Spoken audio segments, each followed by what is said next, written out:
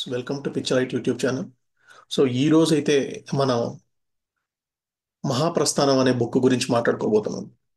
మహాప్రస్థానం అనే పుస్తకాన్ని రాసింది ఎంతో సుపరిచితులైన శ్రీశ్రీ గారు. శ్రీశ్రీ గారు అంటే శ్రీరంగం శ్రీనివాసరావు గారు. ఇది ఆయన గురించి మనకందరికీ తెలుసు.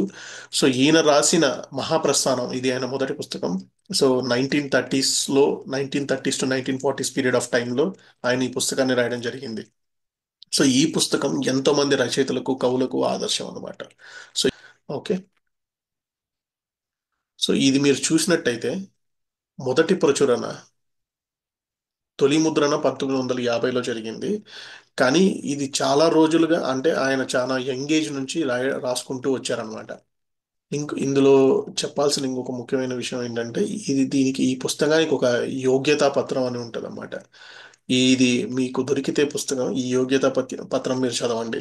సో ఈ యోగ్యతా పత్రం శ్రీశ్రీ గారి కోసం చలం గారు రాశారనమాట. సో ఇది మీరు దొరికితే ఖచ్చితంగా చదవండి. ఇప్పుడు వస్తే ఇందులో ఉన్న మొదటి కవిత్వం మీరు చూసుకుంటే అంకితం కొంపెల్ల జనార్దన్ రావు గారి కోసం. సో ఈ కొంపెల్ల జనార్దన్ రావు అనే ఆయన శ్రీశ్రీ గారి బెస్ట్ ఫ్రెండ్ అనే విషయం మనకి ఈ పోయం చదివితే మనకు అర్థమవుతుంది. సో ఆయన కోసం ఆయన్ని గుర్తు చేసుకుంటూ ఆయన జ్ఞాపకాల్ని నెమరు వేసుకుంటూ శ్రీశ్రీ గారు రాసిన అంకితం అనే ఈ కవిత్వాన్ని మనం ఇప్పుడు చదవబోతున్నాం అనమాట. తలవంచుకు వెళ్ళిపోయావా నేస్తం, సెలవంటూ ఈ లోకాన్ని వదిలి, తలపోసినవేవి కొనసాగకపోగా, పరివేదన బరువు బరువు కాగా, అటు చూస్తే ఇటు చూస్తే ఎవరు చిరునవ్వు చేయూత ఇవ్వక, మురికితనం కరుకుతనం నీ సుకుమారపు హృదయాలకు గాయం చేస్తే, అటుపోతే ఇటుపోతే అంతా అనాదరణతో అలక్ష్యంతో చూసి ఒక్కణ్ణి చేసి వేధించారని బాధించారని వెక్కి వెక్కి ఏడుస్తూ వెళ్ళిపోయావా నేస్తం, తల వంచుకు వెళ్ళిపోయావా నేస్తం. దొంగలంజ కొడుకులసలే మొసలే ఈ ధూర్త లోకంలో నిలబడజాలక తల వంచుకునే వెళ్ళిపోయావా నేస్తం. చిరునవ్వులనే పరిశేచన చేస్తూ అడుగడుగునా పొడచూపే అనేకానేక శత్రువులతో పొంచి చీకట్లో కరజూసే వంచకాల ఈ లోకంతో పొసగక అంచితానంత శాంత సామ్రాజ్యం దేన్ని వెతుక్కుంటూ వెళ్ళావో నేస్తం. ఎంత అన్యాయం చేశావో నేస్తం. ఎన్ని ఆశలు నీ మీద పెట్టుకొని ఎన్ని కలలు నీ చుట్టూ పోగేసుకొని అన్నీ తన్ని వేశావా నేస్తం. ఎంత దారుణం చేశావయ్యా నేస్తం. బరంపురంలో మనం ఇంకా నిన్నగాక మొన్న మాట్లాడుతున్నట్టే ఉంది. కాకినాడ నవ్య సాహిత్య పరిషత్తును కలకలలాడించిన నీ నవ్వు కనబడకుండా కరిగిపోయిందా ఇంతట్లోనే. విశాఖపట్నం వీధుల్లో మనం ఉదయని సంచికలు పట్టుకొని తిరగడం జ్ఞాపకం ఉందా. చిన్న పట్టణపు సముద్ర తీరంలో మనం అన్నీ పిచ్చుక గూళ్ళేనా కట్టింది.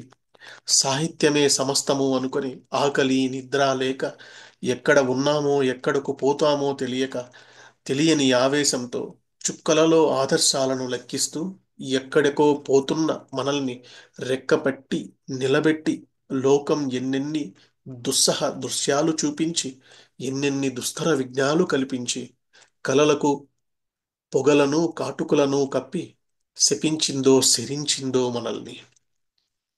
తుదకు నిన్ను విషవాగురులలోనికి లాగి ఊపిరితిత్తులను కొలిమితిత్తులుగా చేసి మా కళ్ళలో గంధక జ్వాలలు గుండెలలో గుగ్గిలపు ధూమం వేసి మా దారిలో ప్రశ్నార్థ చిహ్నాల బ్రహ్మచమును డొంకలు కప్పి తలుచుకున్నప్పుడల్లా తనువులో అణువణువులో సంవర్త భయంకర ఝంఝాపవనం రేగిస్తూ ఎక్కడకు విసిరిందయ్యా నిన్ను, ఎంత మోసగించిందయ్యా మమ్ము. ఎవరు దుఃఖించారు లేనేస్తం నువ్వు చనిపోతే, ఏదో నేను ఆరుగురు స్నేహితులు తప్ప. ఆకాశం పడిపోకుండానే ఉంది. ఆఫీసులకు సెలవు లేదు. సారా దుకాణాల వ్యవహారం సజావుగానే సాగింది.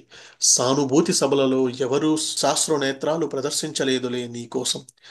ఎవరి పనులలో వాళ్ళు, ఎవరి తొందరలో వాళ్ళు, ఎవరికి కావాలి నేస్తం ఏమైపోతేనేం నువ్వు. ఎవరూ నిన్ను స్మరించడం లేదులే, ఎవరికి కావాలి నేస్తం నువ్వు.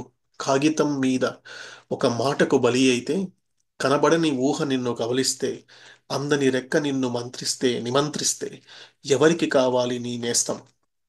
ఏమైపోతేనేం నువ్వు. మా బురద రోజూ హాజరు, మా బురక మేము తగిలించుకున్నాం. మా కాళ్ళకు డెక్కలు మొలిచాయి, మా నెత్తికి కొమ్ములలాగే మమ్మల్ని నువ్వు పోల్చుకోలేవులే. లేదు నేస్తం లేదు.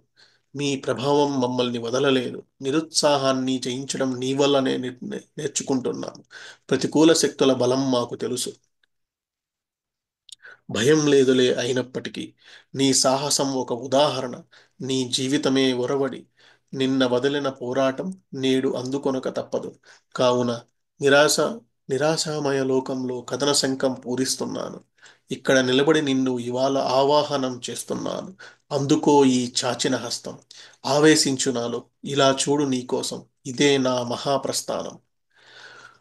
సో ఈ మహాప్రస్థానం అనే పుస్తకాన్ని మొదలు పెట్టడమే ఆయన్ని జ్ఞాపకం చేసుకుంటూ మొదలు పెట్టాడు అనమాట. సో ఈ పోయిటరీ, ఈ పర్టికులర్ పోయం మనం చూసుకుంటే 1938లో ఆయన రాయడం జరిగిందనమాట. సో ఆయన కొంపెల్ల జనార్దన్ రావు గారి జ్ఞాపకాలను, ఆయనతో గడిపిన క్షణాలను, ఆయనతో వాళ్ళతో కలిసి తిరిగిన ఆ మెమరీస్ అన్నిటిని ఆయన గుర్తు చేసుకుంటూ ఈ పోయిటరీ రాయడం జరిగింది అనమాట. సో ఈ పోయం మీ అందరి కోసం నేను రెండర్ చేశాను. ఈ డాక్యుమెంట్ కూడా మీకు అక్కడ కనిపిస్తుంది. సో మీరు కూడా చదువుకోవచ్చు. సో నా రెండరింగ్ కనుక మీకు నచ్చినట్టయితే, ఇంకా ఏదైనా ఇంప్రూవ్మెంట్స్ చేసుకోవాల్సి ఉంటే ఖచ్చితంగా కింద కమెంట్లో తెలియజేయండి. Thank you so much guys. Thank you.